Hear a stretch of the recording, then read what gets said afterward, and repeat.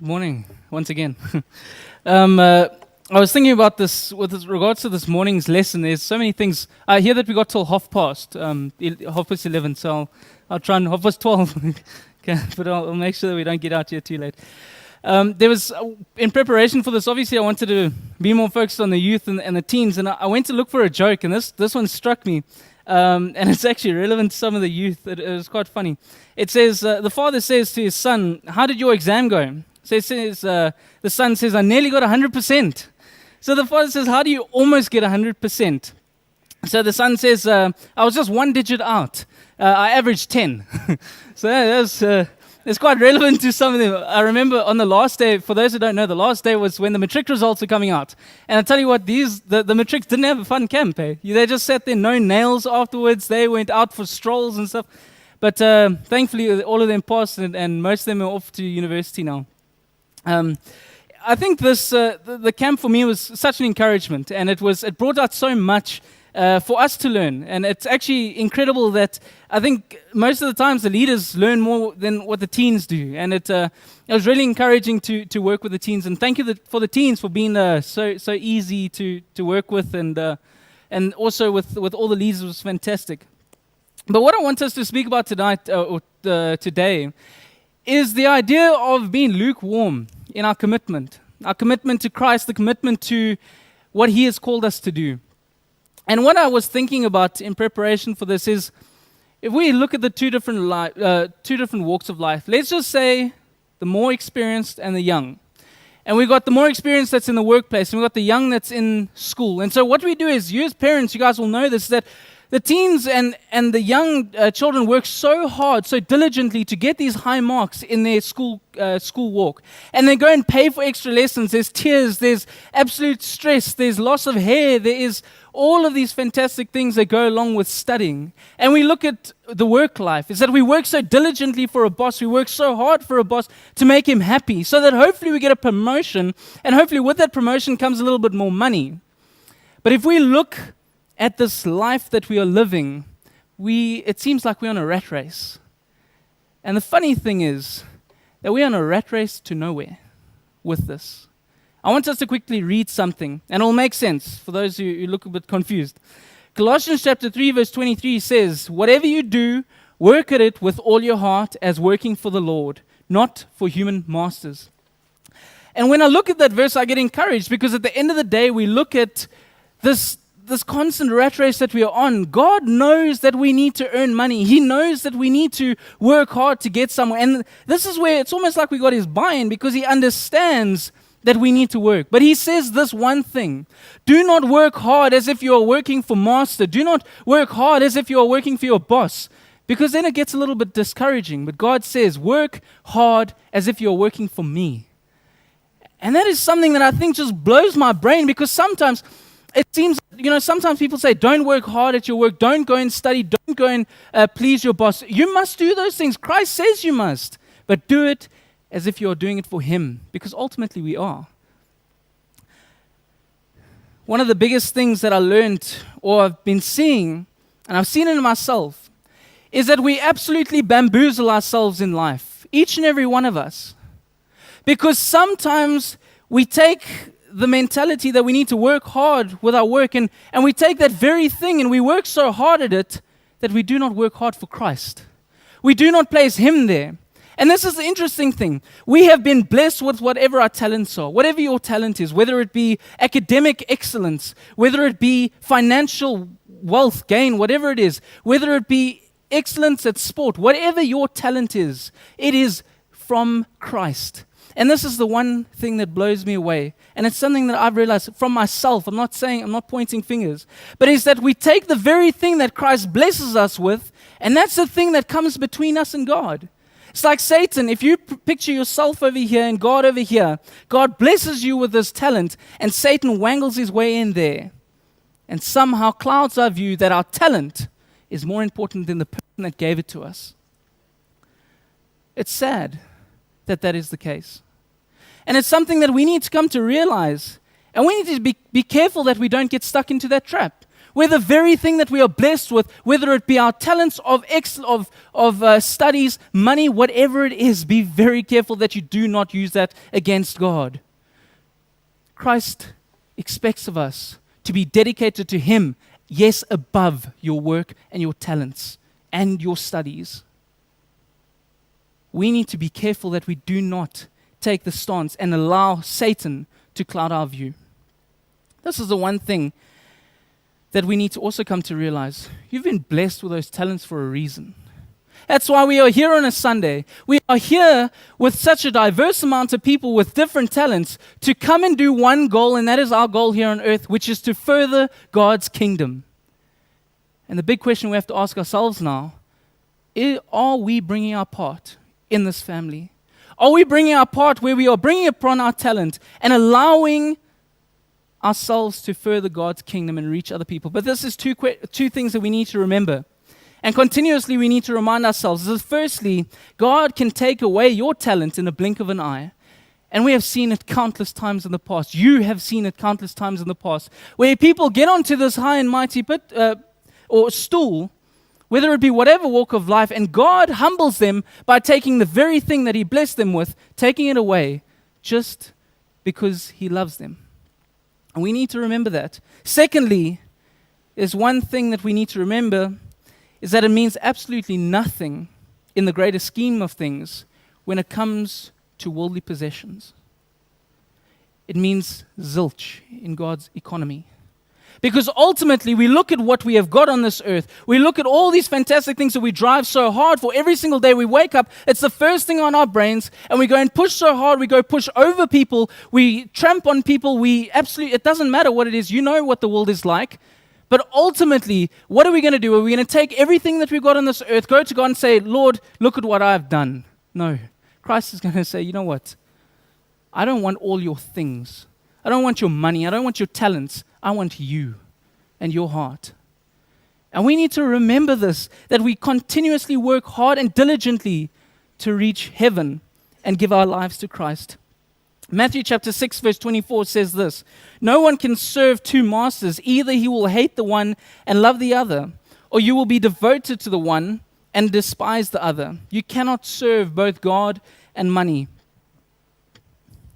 One of the things that I want us to change our focus on is that we have been focused on earthly things quite heavily now. But I want us to change our focus and look towards heaven. If I had to ask all of us here if we want to go to heaven, and I ask you to raise your hands if you want to go to heaven, I'm sure each and every one of us would put up our hands, because that's why we are here today. And so with that in mind, I want us to ask ourselves these following questions. What does Christ want of me while I'm here on this earth? Ask yourself that question. What does Christ expect of me personally here on earth? Is it to just wake up every morning and go and serve the world? Ask yourself that question. The second question, with your answer in mind, is what I am focused on now, is that where Christ wants me to be? And I want us to be serious and open and honest with ourselves. Because if our focus is not heavenward and Christward, we need to make that change. We need to decide that we are not going to continue working in this rat race where we're simply just going to do what the world expects of us, but use what you are doing for Christ. I'm not saying drop everything. Don't drop what you are busy with, but make sure that it is dedicated to God. I want us to quickly go to another verse. And can I ask that everybody goes to this, those who have got their Bibles, to Revelation chapter 3. Revelation chapter 3 from verses 14. We're going to read there. And the reason why I love this verse is because it speaks so honestly. The one thing that I've come to realize is that the Bible is the most beautiful thing that we have been blessed with, because it is something that has been relevant from the time it was written even to today. And it speaks so honestly, and it pricks our hearts sometimes. Revelations chapter 3 from verses 14.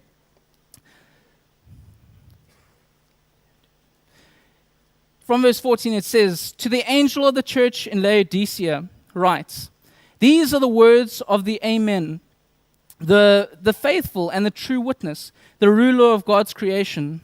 I know your deeds, that you are neither hot nor cold. I wish you were either one or the other. So, because you are lukewarm, neither hot nor cold, I am about to spit you out of my mouth. I don't know if that shakes you in your shoes like it does me. Ask yourself this question: am I currently hot for Christ? If we are not hot for Christ, Christ says He's going to spit you out. And we need to be serious about this. This is what Christ is trying to teach us. We need to be hot for Him.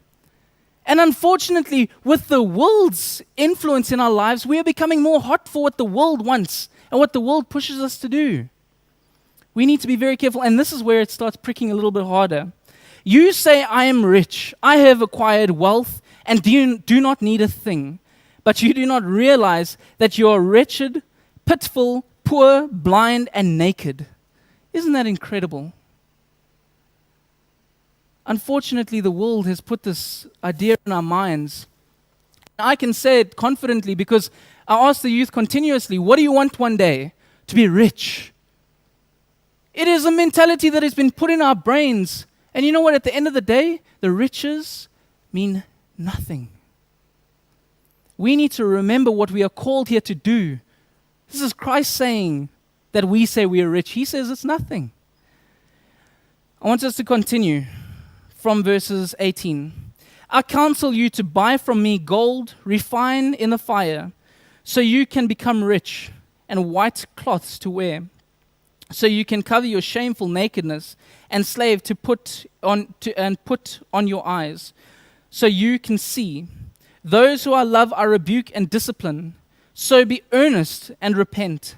Here I am, I stand at the door and knock. If anyone hears my voice and opens the door, I will come in and eat with the person and they with me. I want us to look at that verse in particular. Christ is there to counsel us. Everybody knows the story of gold. I know that my father's preached on it quite a few times. Is that a person working with gold, they take the gold and they put it in the fire, and as soon as they can see themselves in the gold, then they know it's pure. Same thing, it's the same illustration what God is trying to do there. He says that He will put you in the fire until He sees Himself, and then He'll pull you out. And that is our goal here on earth, so that we reflect God continuously.